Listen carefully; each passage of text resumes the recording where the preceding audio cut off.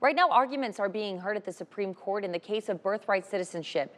ABC's Andrea Fujii explains the details of the case and how it steps from President Trump's first day in office. The Trump administration's push to end birthright citizenship goes before the Supreme Court today. What's really at stake at this hearing is huge for the future implications. On his first day in office, President Trump signed an executive order declaring that only newborns with at least one parent who is a U.S. citizen or has permanent legal status can become citizens. Birthright citizenship is about slavery.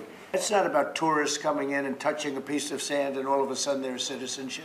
They're a citizen. But federal judges blocked the order in 3 separate cases. Opponents argue the 14th Amendment Citizenship Clause applies to anyone born in the U.S. regardless of the parent's legal status. The text says what it says, and what it says is if you're born here, you're a citizen. But the justices today could also focus on the power of federal judges to stop President Trump. We don't know whether the justices will talk about the merits, the legal merits of that executive order and about the 14th Amendment and birthright citizenship, or whether we're only going to talk about whether a single judge can stop a president's order from going into effect throughout the entire country. It was back in 1898 in the landmark case of U.S. versus Wong Kim Ark when the Supreme Court ruled that children born in the U.S. to non-citizens are Americans by law. The great-grandson of Wong Kim Ark says he's worried today's legal battle puts his family's legacy in jeopardy. This is for the soul of our country.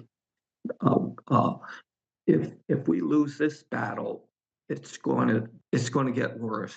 It's not just birthright citizenship at stake. The Trump administration is also hoping to dissolve orders from federal judges that blocked government layoffs and funding freezes. A decision from the court is expected by early summer. Andrea Fujii, ABC News, New York.